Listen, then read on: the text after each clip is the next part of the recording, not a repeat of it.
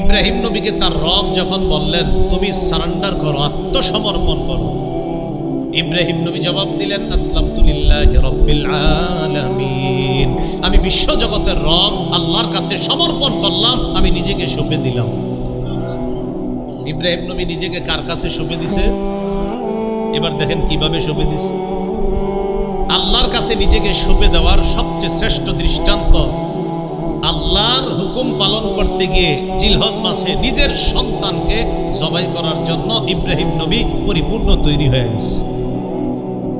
সূরা আস-সাফফাতের 102 থেকে 107 নম্বর আয়াতে আল্লাহ বলেন, আউযু বিল্লাহি মিনাশ শাইতানির রাজীম, ফালাম্মা বালাগা মা'আহুস সা'য়া ক্বালা ইয়া বুনাইয়া ইন্নী আরা ফিল মানাম আন্নী আযবাহুকা ফানজুর মাযা তারা।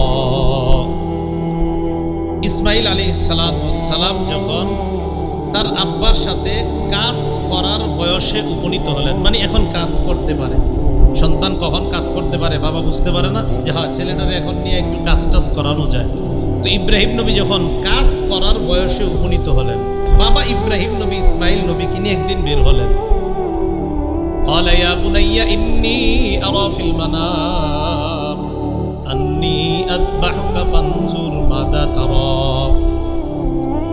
ইব্রাহিম নবী সন্তানকে বললেন, ইন্নী আরা ফিল মানাম আন্নী আযবাহুকা, আমি স্বপ্নে দেখলাম আমি তোমারে জবাই করতেছি। নবীদের স্বপ্ন সত্য, নবীদের স্বপ্ন ওহী। আমি তোমাকে জবাই করব, বাস। ফানজুর মাযা তারা, তুমি চিন্তা করে দেখো তোমার কি অভিমত। সন্তান জবাব দিলেন, ইয়া আবাতি ফাআল মা তুমার। ক্বালা, ইসমাঈল নবী বললেন, ইয়া আবাতি ফাআল মা তুমার, আব্বা আপনাকে যেই হুকুম করা হয়েছে, যে আদেশ করা হয়েছে আপনি পালন করেন। কিসের আমার অভিমত? সাতাজিদুনি ইনশাআল্লাহু মিনাস সাবিরিন, আব্বা আল্লাহ চাহেন তো আপনি আমাকে ধৈর্যশীলদের অন্তর্ভুক্ত পাবেন, আমি ধৈর্যশীলতার পরিচয় দিব, আমাকে জবাই করবেন। আমি এমনটা না যে পালিয়ে যাব, আমিও যথেষ্ট সহযোগিতা করব, ধৈর্যের পরিচয় দিব, আপনি আল্লাহর হুকুম পালন করুন। ফালাম্মা আসলামা ওয়া তাল্লাহু লিল জাবিন, যখন দুজন আত্মসমর্পণ করলেন আল্লাহর কাছে, আগে একজনের কথা আইছে ইব্রাহিম নবী, এখন দুইজনের কথা বলে ফেলছেন আল্লাহ। ফালাম্মা আসলামা, তারা দুইজন যখন আল্লাহর কাছে আত্মসমর্পণ করলেন, এতে বোঝা যায় যে রবের হুকুম পালন করতে বাবা যেমন 100% প্রস্তুত, সন্তানও তেমন 100% প্রস্তুত। যে আব্বা আপনি জবাই করবেন, আপনিও যেমন আল্লাহর হুকুমে আমারে জবাই করবেন, যেমন আপনি পরিপূর্ণ তৈরি, আমিও আপনার এই জবাইয়ে সাড়া দিব, আমাকে জবাই করবেন, আমি জবাই হওয়ার জন্য পরিপূর্ণ প্রস্তুত। এই জন্য আল্লাহ বলছে আসলামা, দুজন আত্মসমর্পণ করছে, জি আল্লাহ রাজি আছি আমরা।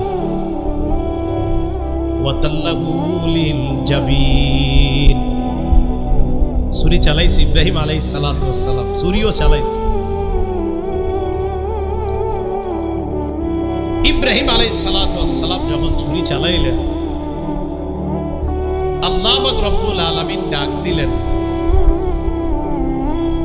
ওয়া নাদাইনাহু আইয়া ইব্রাহিম ক্বাদ সাদ্দাকতা রুইয়া।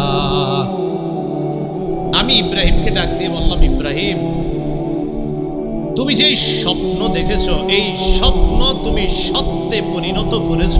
আমি শুধুমাত্র তোমার থেকে এই স্বপ্নের বাস্তবায়নটা দেখতে চেয়েছিলাম। আমি তোমার কাছে কোরবানি চেয়েছিলাম, তুমি তৈরি কিনা। আমি আল্লাহ শুধু দেখলাম তুমি আমার হুকুম পালন করার জন্য কতটা প্রস্তুত। তো আল্লাহ বলছেন সাদ্দাকতা, আমার হুকুম পালনে তুমি পরিপূর্ণ সত্যায়ন করেছ। স্বপ্নে যা দেখছো এটা তুমি সত্যায়ন করেছ, আমি আল্লাহ স্বীকৃতি দিলাম। ইন্না কাযালিকা নাজিজিল মুহসিনিন, আল্লাহ বলে নেককার মানুষদেরকে আমি এমনি পরীক্ষা করি। এজন্য মনে রাখবেন, আল্লাহ কুরবানি চান, কুরবানি নেন না।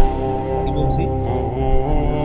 নেন না, চায় আপনার থেকে। তৈরি, আপনি তৈরি কিনা। বাস তৈরি হয়ে যখন পরিপূর্ণ রেডি, আল্লাহ ঠিক আছে যাও, আমি একটু দেখতে চাইছি, তখনই আল্লাহর পক্ষ থেকে সাহায্য আছে। বান্দা যখন পরিপূর্ণ তৈরি না, আল্লাহ আমি এটা করবই, ঠিক আছে আমার সাহায্য তোমার উপর আসবে। ইব্রাহিম নবী পরিপূর্ণ তৈরি, সন্তান জবাই করবে, আল্লাহ ঠিক আছে ওয়াফাদাইনাহু বিযিবহিন আযীম, আমি আল্লাহ ইসমাইলের পরিবর্তে বড় একটা প্রাণী এর বিনিময়ে আমি আল্লাহ কোরবানির ব্যবস্থা করব। বাস শুরু হয়ে গেল পশু কোরবানি করা। কি কোরবানি করা? পশু কোরবানির প্রচলন শুরু হয়ে গেল। তো জিলহজ মাসটা ইব্রাহিম নবীর মজবুত ঈমান আর ইব্রাহিম নবী আল্লাহর কাছে নিজের সঁপে দেওয়ার একটা উজ্জীবিত হওয়ার মাস হলো জিলহজ মাস।